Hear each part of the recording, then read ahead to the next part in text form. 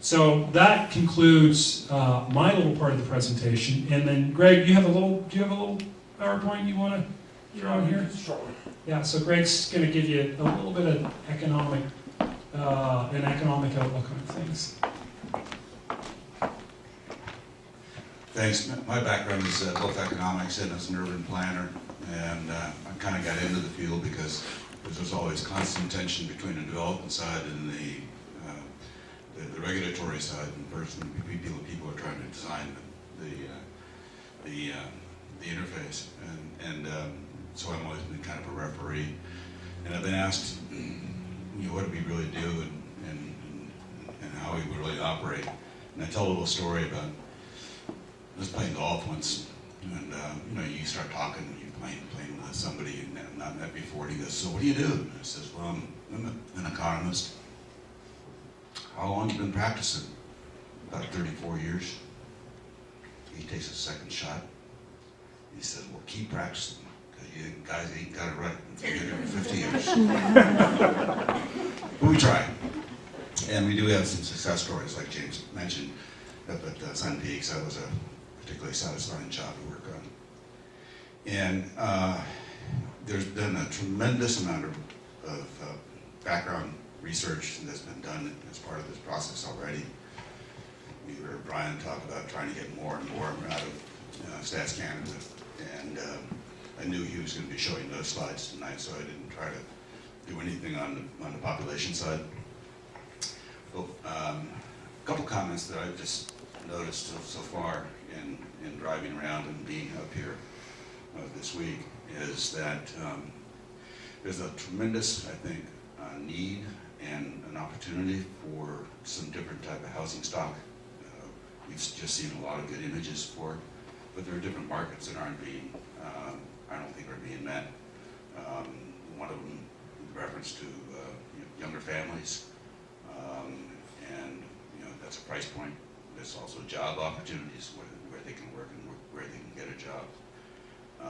There's seniors, and there's the second home market.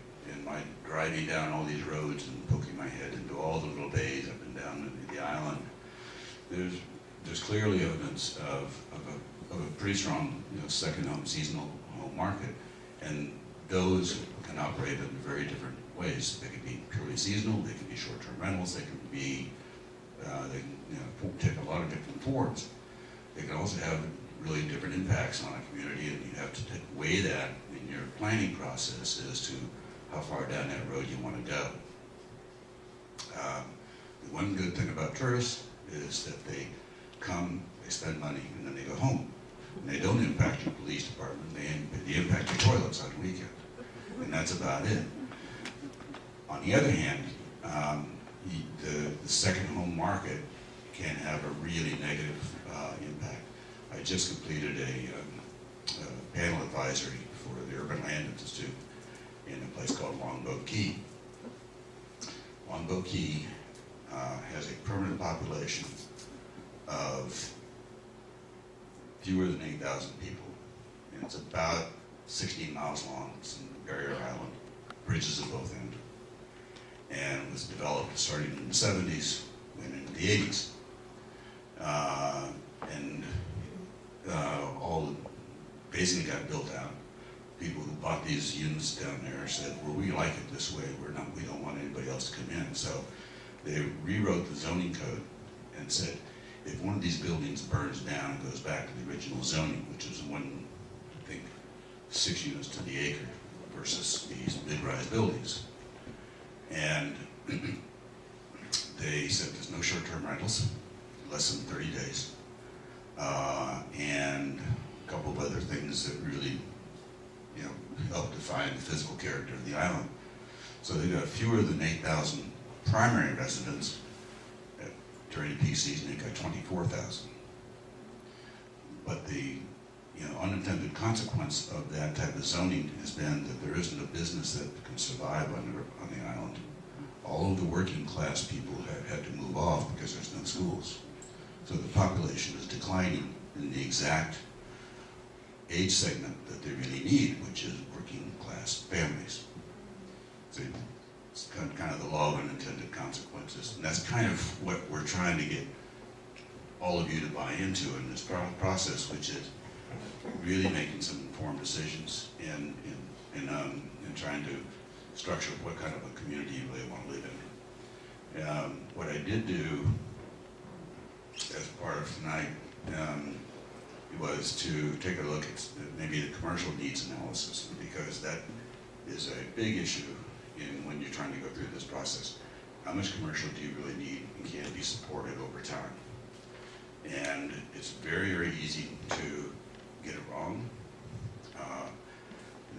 James and I both have experience in a lot of communities where they've zoned everything on the ground floor has to be commercial and retail, and everything above that's mixed use housing, hotel maybe, but also primary housing. And an awful lot of communities, if you kind of zone it that way, then you create too much commercial, and therefore you can't keep it full. Telluride, Colorado is a prime example. Very, very expensive architecture, very expensive real estate, major destination ski area, and the rents at the base village around the list are a third of what they are downtown. Because what they did, another unintended consequence, is they conveniently built a lift from the base area of the mountain back down into the village, so people from the village could get up to the ski. But at night, everybody likes to go down in the village, so they totally ignore all the retail up in the base village area. So those are the sorts of things we kind of want to kind of alert you to, and that's part of my being part of this thing is I do practice the dismal science, just to keep it all kind of squared away. I did put a couple things together that is more illustrative at this point, because it is going to, can you stick that little puppy in there? And this is more illustrative because it kind of shows the kind of process we're going to be going through over the next 30, 60 days, and then develop an information base, and that you are all able to hopefully kind of process. It's called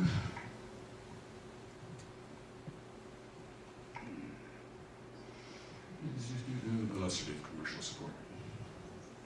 Yeah, right there.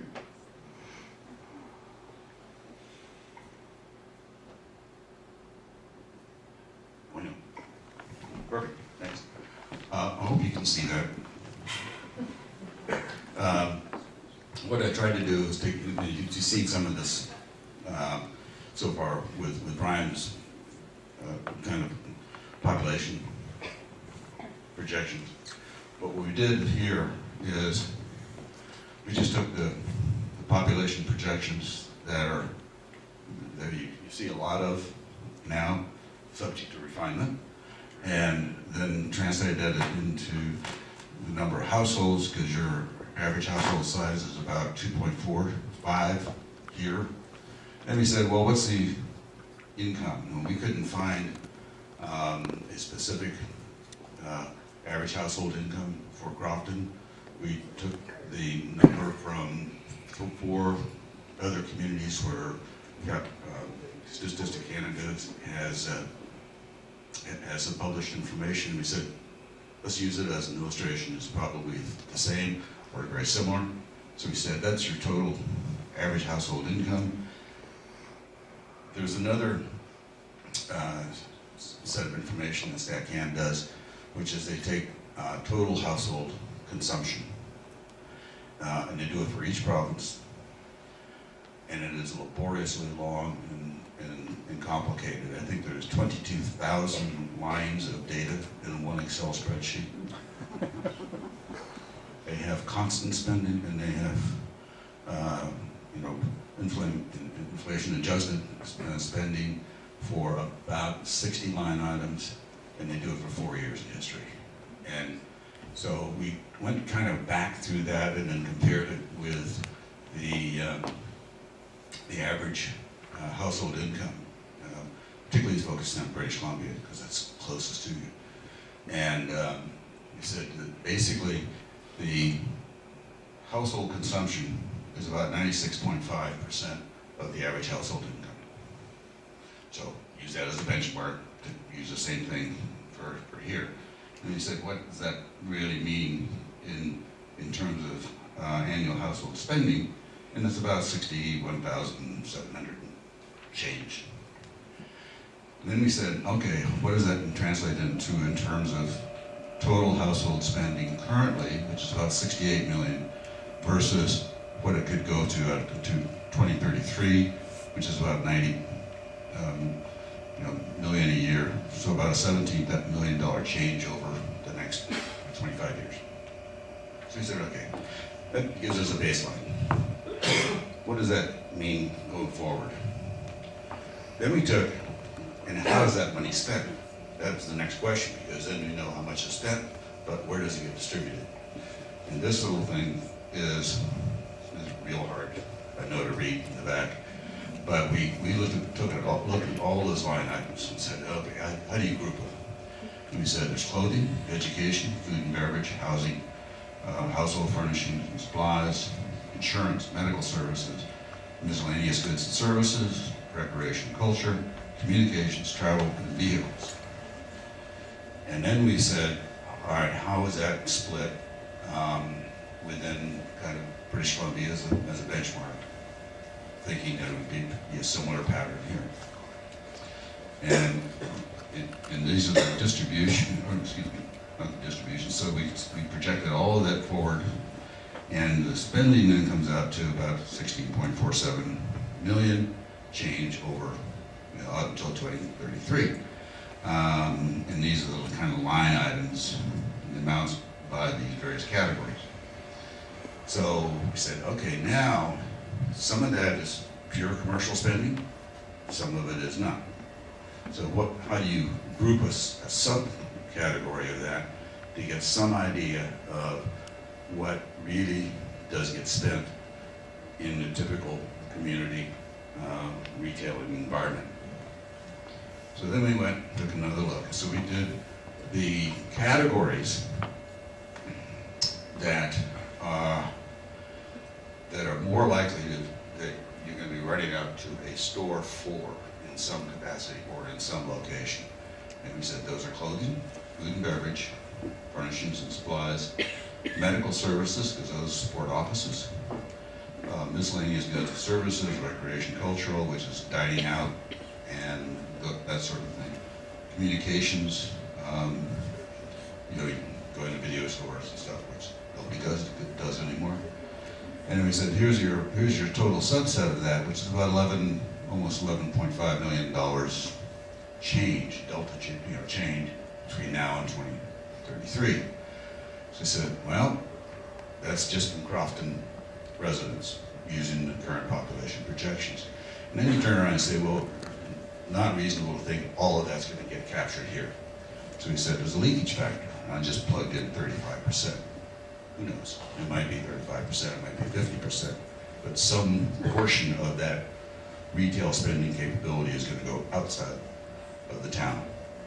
So I said, if you're using these numbers, a little over 7 million is going to stay in town, which is again the change between 2011 and 2033. And what kind of commercial space can that really support? Commercial guys are looking, most retail malls are getting $300 to $400 a square foot of space, and that's what justifies the rents that they pay. So that's kind of what you need to be able to generate in order to make that work. And that only translates into about 18,000 to 25,000 square feet of additional commercial space. So this is illustrative, but it's the kind of process that we're going to be going through and trying to give information back to James and his process. So, thank you. Am I done? Yeah.